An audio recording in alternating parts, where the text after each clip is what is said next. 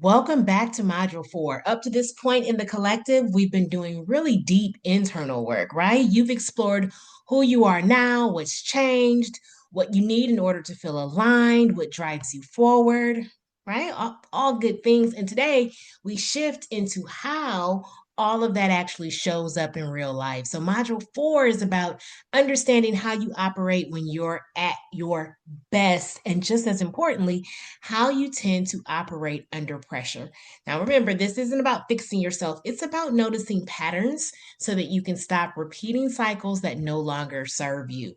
So, when we talk about strengths in this program, I want to be very clear about what I don't mean.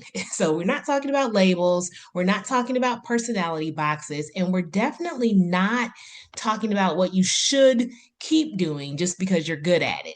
Strengths are patterns, and patterns in how you think, how you solve problems, how you relate to others, how you move through complexity. And many of you have likely been rewarded your entire careers for certain strengths and quietly assume that they're meant for you and that you're supposed to keep doing them even when they drained you. But what we're doing here is separating competence from alignment. A strength explains how you operate, not what you owe the world, not what you must continue doing forever, and not what defines your worth. So I had you complete the High5 assessment as pre-work, and I want to be very clear about how we're using it. This assessment is not defining you, it's not predicting your future. It's simply one mirror. It's a way to give language to patterns that you may already recognize. So as you look at your top 5 strengths, I want you to notice which ones feel deeply familiar, which ones surprised you, which ones you've likely relied on heavily in the past. And there's no comparison here. No one's strength is better than the other or anything like that. It matters how yours show up in your real life. So, this is one of the most important distinctions that we'll make today. Every strength has two expressions: how it shows up in flow when you're supported and aligned, and how it shows up under pressure when your resources are limited or expectations are misaligned. Most burnout doesn't come from not having strengths.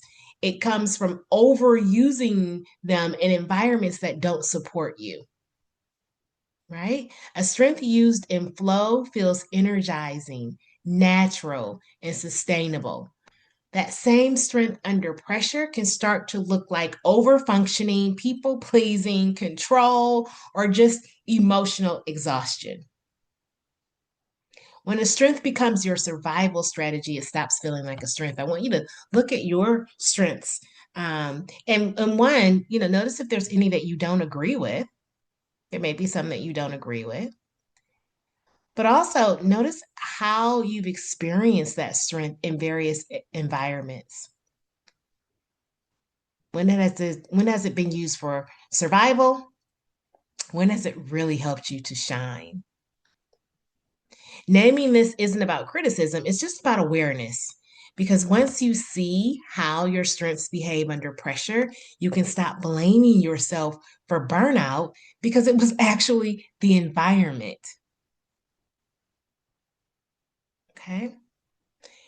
The strengths that you are reflecting on from the assessment will come in handy down the line as we look at how you want to use your strengths in other environments. But I would like you to think about the questions that I'm asking you as you consider them. Now, this slide here, this is the heart of today's session. Pattern mapping is about looking back, not to judge yourself, but to notice repetition. So I want you to ask yourself, where have these strengths shown up again and again? When have I been rewarded for them? When have I been relied on too heavily because of them?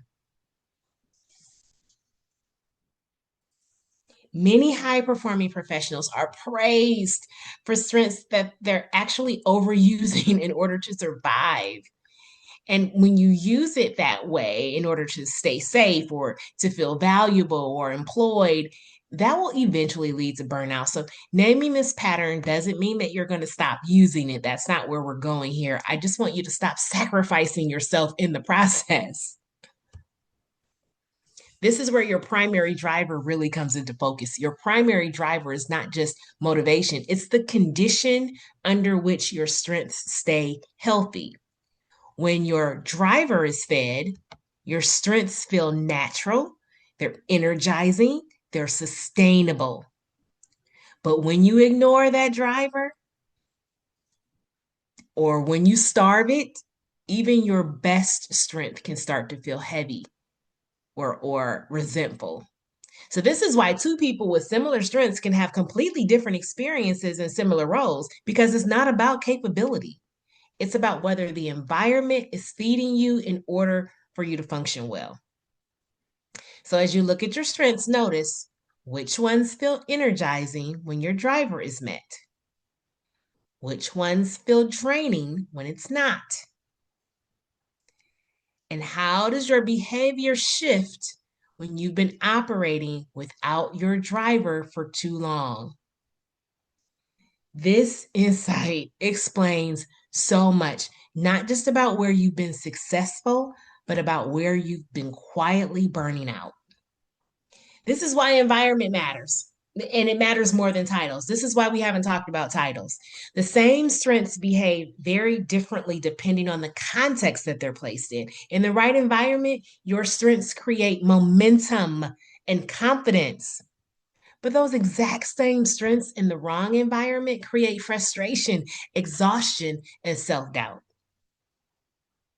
So now that you understand your values, your drivers, your strengths, and how they operate, the next question becomes well, what kind of roles or environments or possibilities allow this becoming version of me to thrive?